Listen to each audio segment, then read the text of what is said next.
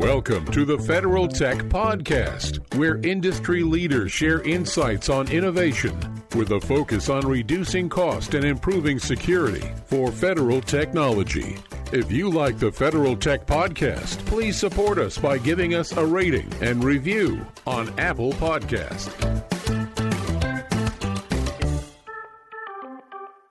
Welcome to the Federal Tech Podcast. My name is John Gilroy, and I will be your moderator. Today, we're talking about growing a data culture at the DLA. But before we begin, I would be remiss if I didn't tell the audience that we are recording this at Qlik World Tour Public Sector in the Ron Reagan Building in lovely downtown Washington, D.C., and our guest today is Steve Forster, Senior Data Strategist, Defense Logistic Agency. And we're going to talk about the challenges of maybe generating a culture at a very serious organization like the DLA. And Steve, to tell you the truth, when I thought of preparing for this interview, I thought of that old quote where culture eats strategy for breakfast. Is that true or not? That's definitely true. Well, tell us a little about your background, then we'll jump into this whole culture thing. So easy background for me. I started at DLA as a normal material handler working in the warehouse. So I got experience at the ground floor actually picking, processing tickets. And from there I was able to, find different opportunities, grow through the ranks, get more training and stuff with DLA to get to the point where I'm at now working for the CDAO, Dr. Lindsay Saul, doing different things with data, business intelligence, and really finding different ways to add value to the agency.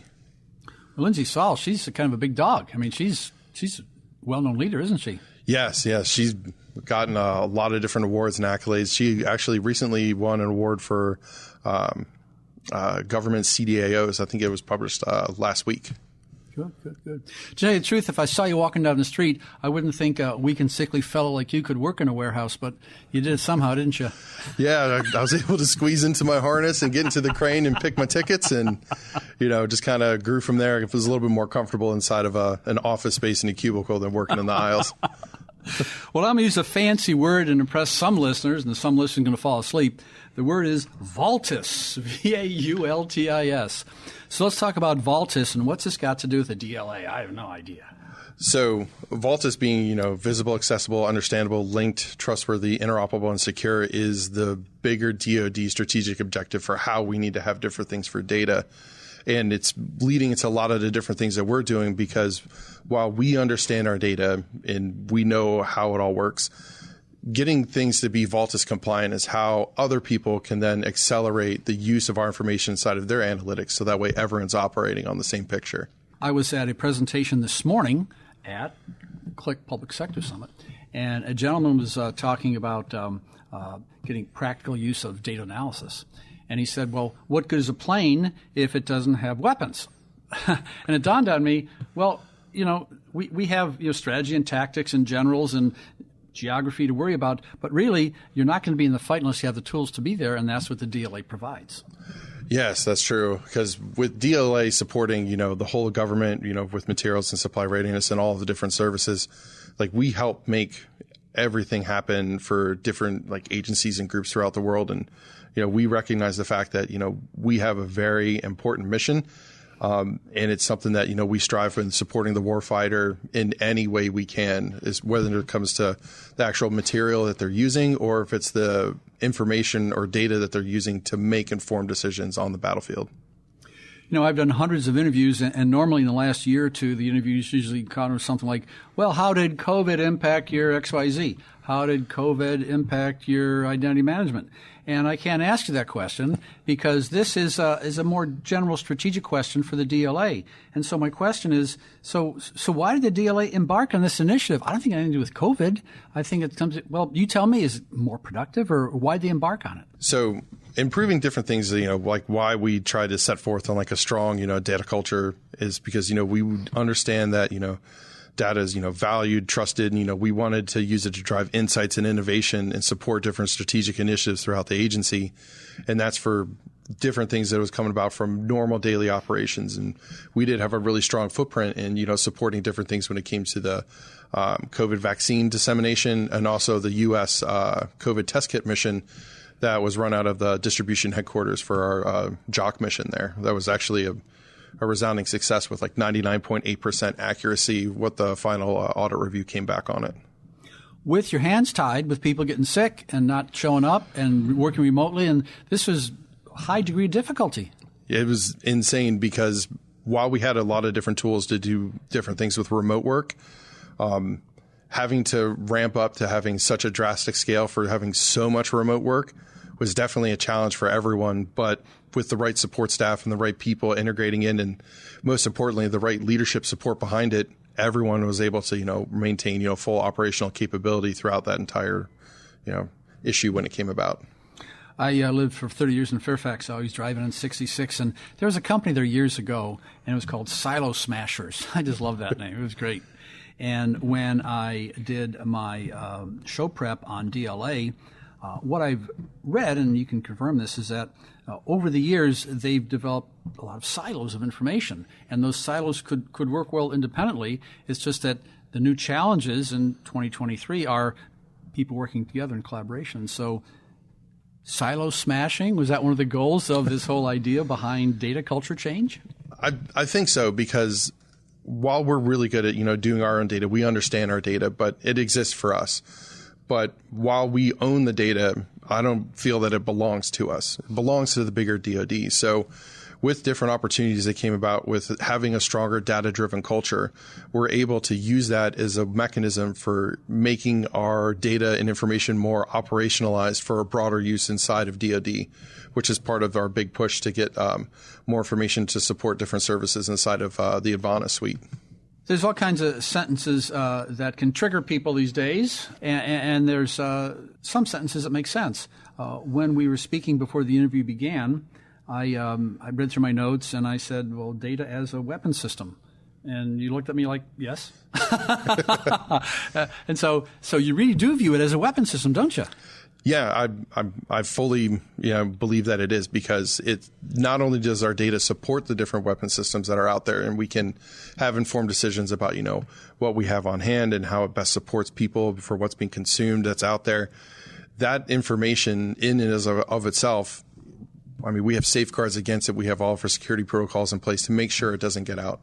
And just like any gun you keep in a locked cabinet inside your house, data has to be treated the same way, because if someone gets a hold of it and either uses it incorrectly with bad intent, that's not good. But also if someone uses it incorrectly to make bad assumptions, then that's another bigger problem that we have to put safeguards against. So do you agree there was a lack of standardization prior to this initiative? Is that one of the motivators?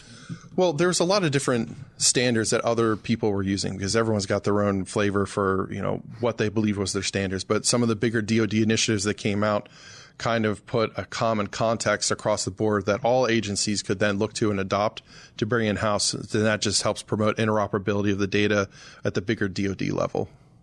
So where does Qlik fit in this picture here? So kind of like I guess when you look at different things, from the Top Gun quote for a minute, they feel the need for speed. That's half the equation, because with the need for speed, we need something to help leverage that speed. And I think that, the speed is our data, but our plane is where Qlik comes into play, because that allows us to actually turn data into information, which drives insights and actionable decisions from senior leadership faster than what we've been able to do in the past with individualized analysis. When you study management techniques and how people work with different groups of people, sometimes they talk about a toxic culture. And that's a term that's used in the MBA schools in town, I'm sure. And so when you talk about a data culture at DLA, I assume it's a positive data culture, and this data culture can assist in collaboration, because no one knows everything, and collaboration seems to be the way things are done now. So does it help in collaboration?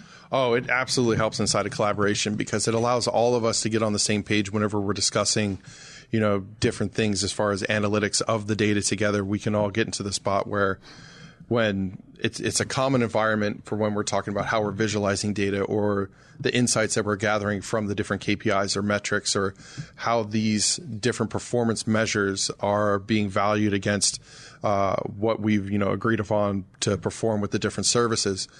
We all get on the same page as having a common construct that we can all talk to and against, to make sure everyone's on the same page and has the same level of understanding for that information. We're being bombarded with all types of information from satellites to railroad sensors. And I want to use a quote from George Orwell. George Orwell once wrote that some pigs are created more equal than other pigs. He talks about communism. And maybe we can apply that to data. Because if you have a database decision, just all these data points not all equal. You can't just assume here's a megabyte, that should be enough. And so how do you take and maybe prioritize, or how do you filter this information? All these new sources of information coming in. I mean, it's bombarding you. So that's a very difficult question to answer just because of the vast amount of data that it's coming in. So we look at a lot of different things as far as data quality and scoring, which feeds into different metadata management tools, because while all the data is out there and it's all coming in, if we can have analytics on the metadata when it comes in, it accelerates our ability to understand what's coming in, how we can use it, and the popularity of that data as it's being used by different government agencies or even internally to DLA. Yeah, that's the whole challenge, I think, filtering the information in a rapidly changing environment, and you're changing. This is like three separate problems at the same time, huh? Yeah, because there's some of the different things that are happening, between structured and unstructured data. Because working through structured data, normal columnar data that comes in, or CSVs that flow between different systems, it's, standard and a lot of people are used to using it. But when it comes to unstructured data or plain text information that might come in on different procurement documents, that's something that's always been a little bit more of a challenge to deal with. But one of the things that came about today from the Public Sector Summit that was showcased was Qlik's SaaS capability to interact with Chat GPT, to where we can actually discern different pieces of information or valuable things from natural language processing against those free-form unstructured text fields that we can then begin to leverage at DLA. This is all speaking theoretically in the future for when it rolls out. But there's a lot of different promise to where we can take a lot of our unstructured data and begin to quantify it, use it, and weaponize it for our own structured use. And part of that data culture is understanding there's new technology out there, but being prudent about, giving your data sets to some mysterious Chat GPT in the cloud somewhere. I mean, what about the information that you have? I mean, you've got to be so careful with this information. Yeah. There's a lot of different things that are coming out. We actually have there's an AI policy, I believe, that's being drafted that's going to go out to DLA for how we're going to be using and leveraging that technology for the betterment of the agency and support of the warfighter. But with a lot of this stuff being so new, because, generative AI, especially when it comes to language-based processing, is a newborn baby in the technology world. Granted, a lot of people have started to use it. ChatGPT reached 100 million users inside of 3 months, which is completely unheard of. But that just shows the insatiable desire for that type of technology for use, that people are like scrambling around to try to get it. And while we want to bridge that in and adopt it, we have to make sure it's structured and safe, because, data as a weapon. We got to make sure that even our proprietary information doesn't find ways outside of the agency that could be used against us. That presentation about 3 hours ago at the Public Sector Summit for Qlik World, and what amazed me was the coding writing. That would really save a period, and it can, all kinds. Just one little slash can make all the difference in the world, and the code can be done so quickly. Just a small little application like that. Oh yeah, because I started my Qlik development journey probably about 5 years ago when I first heard that DLA was going to be getting Qlik as this business intelligence tool. I was super excited, and I sought out every different development opportunity that DLA was offering, and then did a lot of my own training on my own, as far as hitting up YouTube and Google and watching Mike Tarallo with all of his videos and stuff from Qlik. I was able to get a lot of information out of it real quick. And I can't tell you how many different times I've referenced his set analysis video to make sure I'm coding things right inside of Qlik. But now with this new Chat GPT stuff that's coming inside from what was demonstrated, so it's not something where I'm concerned about Chat GPT taking jobs or generative AI doing that. I am very excited about the amount of half-life that gets reduced from my learning curve to be able to adapt this new technology. Because now, instead of me spending a couple different weeks learning and relearning the tools, now with this technology being leveraged in the right way, I'm operationalized inside of 20 seconds instead of wasting 20 hours of work. Steve, when you were in grade school, I had a DOS prompt, and I was doing FTP, text-based FTP. Yeah. And if you had to slash the wrong way, you'd beat your head against the wall and go, oh, it's left and it's just, when I saw him doing that, I thought about those years ago, me trying to understand FTP with a command prompt. I said, wow, I would have loved that back then. It's not, robots taking over the world. It's John Gilroy not beating his head against the wall. It's just, it's less frustration, isn't it? It's less frustration. It makes you happier to do your job. You can answer and deliver more value faster than what you're able to before, which means you can finally get at those problems that, may take like 80 hours of work. Well, if those other daily problems that you might face inside of a week are like 20 hours of your normal, 50% of your operational work week are doing those different grinding things. If you can accelerate that down to reduce that 20 hours to 2 hours, now all of a sudden I have 18 operational hours to handle that really, really hard problem that maybe we may have had to outsource or wait till next year's cycle to get things done. It allows us to do more faster and sooner. I'm listening to you here. If you work 40 hours a week, would I want Steve to spend 10 hours proofreading code? Well, that's not, exactly good use of your time at all. So it's a more efficient, if you define the parameters very carefully, I think that's one way to use Chat GPT. But you got to be, as the word, prudent. You got to be so careful with that, don't you? Oh, yeah, because there's a lot of different studies that come out that have said data analysts spend up to 80% of their time just looking or curating the right set of data. But if you have a strong data culture inside of your organization with the right types of data dictionaries, the business glossaries, and most importantly, the right transparency against your data, you can flip that and then all of a sudden have 80% of your analyst time being operationalized to do different things and only 20% really looking for stuff because they can find exactly what they're looking for and get to it quicker. There's the word trust. When you trust your colleague, it's going to be well documented. It's going to be the right data dictionaries. It's going to be correct metadata, and managed well. All of a sudden, now I know I go on Tuesday and do step 2 because Claude is going to really have that step 1 done. It just is. I can see where the productivity is going to go up. Oh yeah, and especially when it comes to the next level, when it comes to that type of trust, even just knowing that Tuesday you can start that work. You can start to build automated pipelines and workflows of information to run autonomously, because if you have the trust against the data that's there, it's going to be good and solid. You can develop the right automated procedures to move that data where it needs to, synthesize it and curate it, and then also automate the ingestion inside the business intelligence application to where that trust spectrum, with having the right structure in place, can flow directly from real transactions all the way into the intelligence dashboard. I like the word ingesting data. There's a podcast in town called Feds at the Edge, because they're saying, a lot of data is being ingested at the edge. And so, especially with your situation with, I don't know how many locations around the world and how many pieces you have to worry about. And so where does this whole idea of,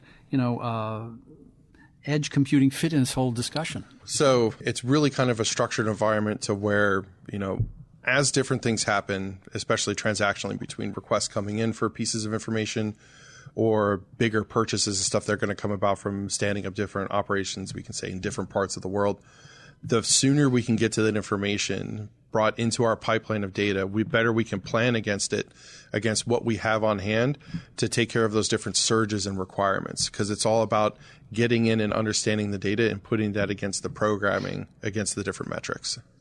Earlier, I joked with you when you were in grade school. Now I'm going to talk about when you were in high school. When you were in high school a few years back, I was doing a radio show, and I had an enterprise architect walk into the studio. It was great.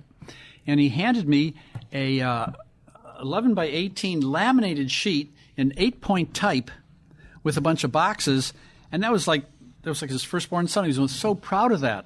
And I looked at it, and I had to get like a little magnifying glass to see what was going on, and that was his enterprise architecture. He was real proud of that. He said, "Yeah, all of my guys are going to follow these." I go, really?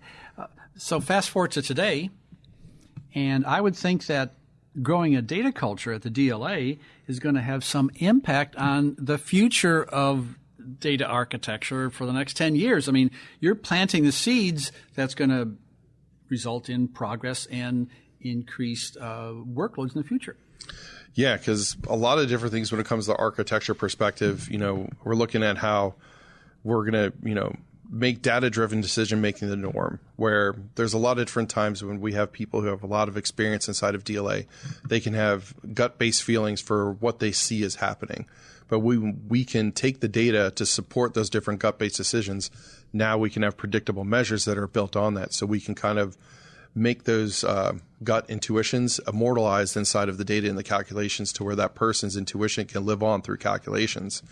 And, it just all comes back in, with the integration of, diverse data sources between, not only what we see as our data, but in the bigger DoD picture inside of Advana, we can incorporate in the different data sets from the different services and other force of state agencies to help us make better decisions, not just from our information or what we're seeing go out to us, but having the total understanding from what everyone is doing will help us make better informed decisions in the future.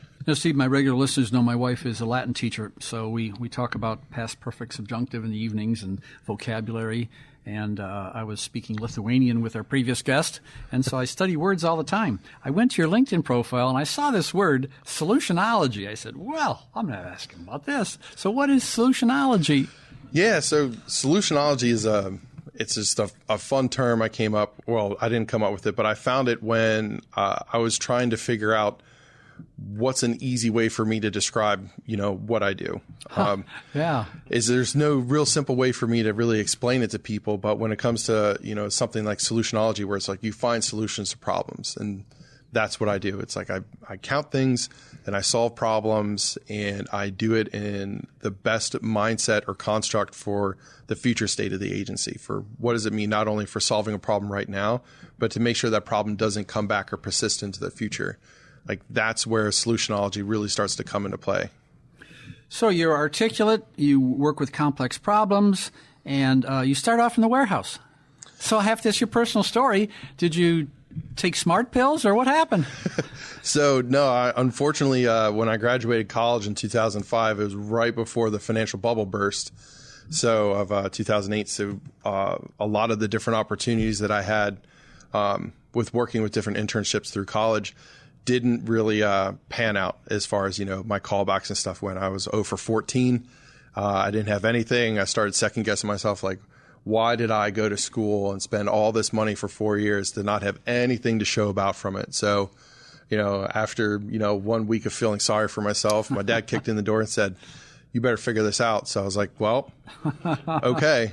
And then I ended up, working a couple different odds and end jobs. And then I started working Amazon, picking tickets on the floor. So I got to understand how warehouse fulfillment operations worked, and then went into Arnold Logistics and was a forklift driver for them for a little while. There you go. That was a glorious time in my life when I was working, 12 to 16-hour days unloading rice rail cars of like 600 pounds a pallet. It's very exhausting. And then I ended up finding the right people who educated me on how to get into or past the USA Jobs staffing things for getting in. And I saw, if I'm working in a warehouse here, entry level at DLA government work, I want to get to the government anyways. I'll just start there in the warehouse, because once I'm in, then the only way is up. And then once I got in, I haven't looked back since. Wow, that's an inspiration for everyone who has a son. I think I know some people have sons here and there. You never know where you're at. We're at the Qlik conference. So Qlik's been a good partner with you folks and has helped you, or just use it for certain applications? So they've been an excellent partner for us, because they've allowed us to have a product that we can leverage to actually make decision-making and changes and stuff throughout all of DLA. And from my previous job at DLA, working at distribution headquarters, we got to the point with some of our business intelligence applications to where our leadership have it on their plan to begin only using that as their briefing mechanism and tool versus PowerPoints and charts and stuff like that, because they want to be able to see the information in real time and dive in and ask questions with it. Just from some of the applications that we built there to support their different decision-making capabilities, we were able to operationalize questions that were used to come as RFIs from briefings. It would take a week to 2 weeks to get a response back for one specific finite question. And then another question would come up, and then 2 week and rinse and repeat. But with an interactive environment inside of Qlik, we're able to answer those questions in real time, to not have RFIs on what if scenarios and stuff. We're able to get to the point for saying, how do we progress and make things better, which would usually take weeks, but now we can do it live on a phone call. And I was just thinking of Chat GPT. That's one application for Chat GPT, is responding to RFIs and making that much more quicker, isn't it? Yes. Yeah. I'm at this conference here, Qlik World Public Sector Tour, and I was sitting at lunch talking to a gentleman across from me. He works for an organization, let's say in Florida, and they're strong users of Qlik. And he said, not everyone likes it, but you know what? It works for what we want to do right now. And we're going to take and leverage that while we can, because things are changing, and we're going to take and use the tool that seems to work right now that's best for us. And I think that's really seems to be when I listened to the CEO of Qlik this morning, he said, look, what we're trying to do is reach every single place we can and try to improve and listen to our customers and come back and improve and change. And so I think that's one of the strengths of Qlik, is that, they've been in business for 30 years. And no one stays in that business unless you listen to your customers and change and adapt to what's going on. And certainly with the data culture change at the DLA, they have to listen to some of your requirements, maybe respond or come up with specific applications just for you. I would think they do. Yeah, they definitely do. And there's a lot of different things that they've been able to roll out, and as far as the different product suites with their different launches, that have allowed us to have different ways of integrating or touching the data, or different ways to visualize the data.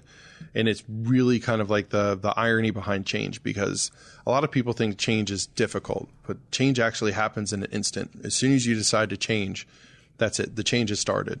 The difficult part is having the perseverance to endure that change, to make it stick and be there. And I think that a lot of the different change that's come about at DLA, especially with the data-driven culture, has been accelerated by the use and adoption and implementation of Qlik. Persevere, I think you should put that on your business card for you personally as well. Yes, definitely me. Well, unfortunately, we're running out of time here. You've been listening to the Federal Tech Podcast with John Gilroy. I'd like to thank our guest, Steve Forster, Senior Data Strategist, Defense Logistics Agency. Thanks for listening to the Federal Tech Podcast. If you like the Federal Tech Podcast, please support us by giving us a rating and review on Apple Podcast.